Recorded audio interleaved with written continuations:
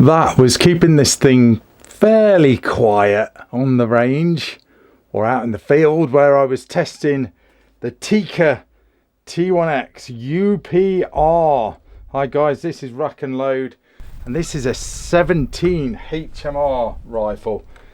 God, it's been a while since I've had a 17 on this channel. Well, saying that, I've probably uploaded these videos the wrong way around because I would have put the Savage B17 up first, no doubt. I think I have, yeah. Oh, memory like a sieve, guys. I tell you, it's all these gun reviews I'm doing. Don't know which way I'm going at the minute. I'm literally buried in work, but it's a good thing. I'm not moaning. I'm not moaning. So, this all right then. This will be the second 17 HMR video I've uploaded this year. Let's just say that. So yeah, the Tikka T1x UPR.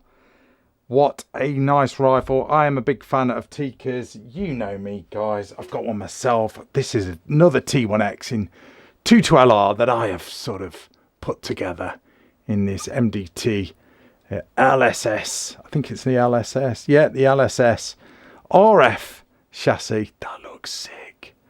That is my target setup. Very nice, very nice. Should we leave that there just for...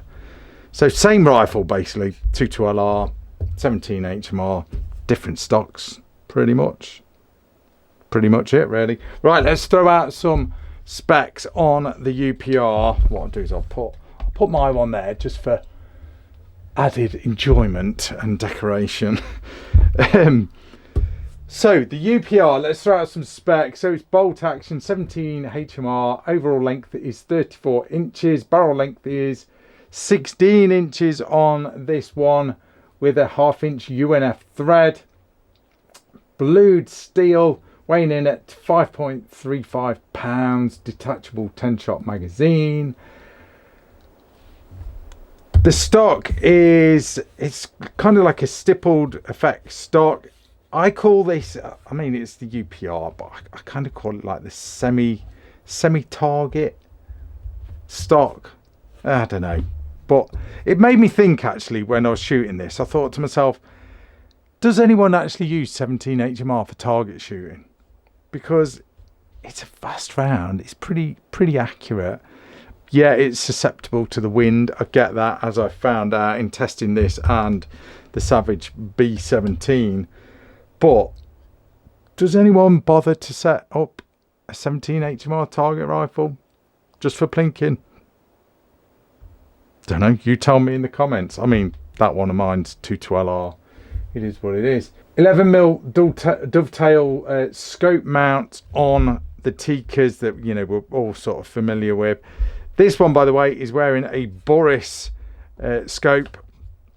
This is the 4XE 3-12x56, quite a big scope with Tikka's Optilocks on there, sort of locking everything down. So that's kind of nice. That's pretty much it for your specs. Okay, this one, as you can see, is wearing a Stallon mod, and this rifle is kindly on loan from GMK here in the UK. So let's take a closer look. Do you want me to leave that there? Yeah, let's leave that there. It's a Tikka, so it's relevant. It's relevant. So I love the stock on this rifle. It's a very ergonomic and ambidextrous, especially with me being a lefty. So it's very user-friendly if you are a lefty or a righty. You've got like a stock hook there, so you can sort of pull it into you if you want. Adjustable cheek piece, tool-free. You've got sling swivel stud there, and you've got a QD cup as well. Soft recoil pad, which is nice. And then fairly, well, it's the standard sort of profile barrel of like the T1X basically. So it's kind of like a semi-bull barrel. So it's kind of like an all-round barrel for varminting or target shooting or plinking. You know, it's one barrel kind of does it all. Bolt action, obviously, Tikka's sort of teardrop bolt handle there, which is really nice. You've got like the safety catch, which is here, I always call that in, it's in a, I always describe that as a Remy 700 safety catch because it's in that sort of position. So that's the bolt and the safety there. In fact, I'll show you the bolt. Let's pull that out and give you a closer look at the bolt. Might be a bit gunked up, guys, from testing. My camera all focused. So yeah, there's the bolt. Good solid bolts on the Tikkas.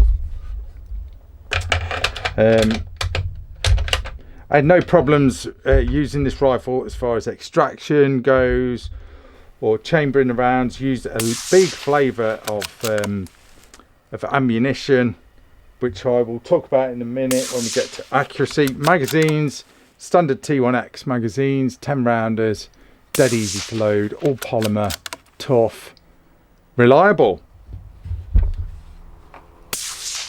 There is the magwell there, and there is your magazine release there, that button there. Okay, let's put that back in. 2 sling swivel studs at the end of the fore end, obviously one for a bipod, one for a sling, but a lot of people tend to get a bipod that's got a sling swivel stud attached to it anyway. I love the stock, I love the feel of the stock. It's really grippy. It's like a fiberglass. I think it's got carbon fiber sort of mixed in with the fiberglass just to give it a bit more rigidity, which is nice. Another QD cup there on the other side, same side as the one at the back. So that is cool. Right, should we talk about accuracy? Let's do it. Let's talk about accuracy. So it was windy, as you can see in the footage, or possibly hear in the footage. I'll crank the volume up so you can actually hear it. 100 yards, slight wind coming from the right, and I used a selection of ammo. Okay, so shooting off the back of the truck. This is what happened. So I'm just gonna, these are all 10-shot groups or thereabouts. Yeah, they are the full mag group. So first of all, I used CCI Game Point 20 grain. That's them right there. Okay, that's the group I got. 100 yards, okay, in the wind, off the truck, and I'm left-handed, so there are all my excuses. Okay, next group, slightly bigger. I mean, this is not massively scientific, guys, but it just gives you an idea. CCI TNT 17 grains, which are them. Boom. That's that group there. Then Hornaday VMAX 17 grain. I've got a new box here actually. That was this group. And then I used Hornaday 20 grain XTP, which are those. Okay. They were nice and tight. Again, it was a bit breezy, and then I used some old stuff that I found, some Winchester Varmint HV 17 grain, and they weren't too bad either. Again, guys, this is my shooting. Okay, this is my shooting out in the field, real deal, you know, shooting. It is what it is. That's what happened on the day. You know me, guys, I ain't gonna give you any BS. No, I haven't shoved a pencil through there to make the holes. You can see it all in the footage. So, pretty accurate. I did get it quite hot, I ain't gonna lie as well. It did get quite warm as I was chugging rounds through this. Right, as it is cocked, well, I'm gonna check it anyway. I know we shouldn't really do this with rimfire, but I've not got a 17 snap cap. But let's give the trigger a pull. See what it is doing. Safety's off, isn't it? Oof. 4 pounds, 1.2 ounces on the trigger pull. Now, this is a demo rifle, so whether the trigger's been tinkered with or not, I don't know. But, you know, it is what it is. Right, let me grab the box I don't think there's much to see in the box, but Tikka's box. Now, Tikka rifles are amazing. Their boxes are crap. They're crap. But anyway, it's just a cardboard box. I haven't got a manual in here because this is a demo gun. Doesn't look like I have. Alright, and so I haven't got a manual in here. Just a recommendation on ammo. Alright, so there's your box. That was quick and easy. Not got the manual to show you. So yeah, there you go. It's accurate, guys. With a selection of ammo, you can see in the footage, it is accurate. It's a Tikka. What's not to like? I'd use this as probably an all-rounder. Well, I say an all-rounder. Do people use 17 HMR for target shooting? Do they? Do any of you guys? Let me know. Be interested to know. It's not a caliber that I use a lot of, if I'm perfectly honest. It just isn't. But yeah, interesting to know. But I'd say even if this was in like 212R, I think it'd be a good all-rounder sort of target stroke pest control gun. So, but anyway, guys, I'm going to leave it at that. That is your rack and load review of the Tikka UPR T1X in 17 HMR.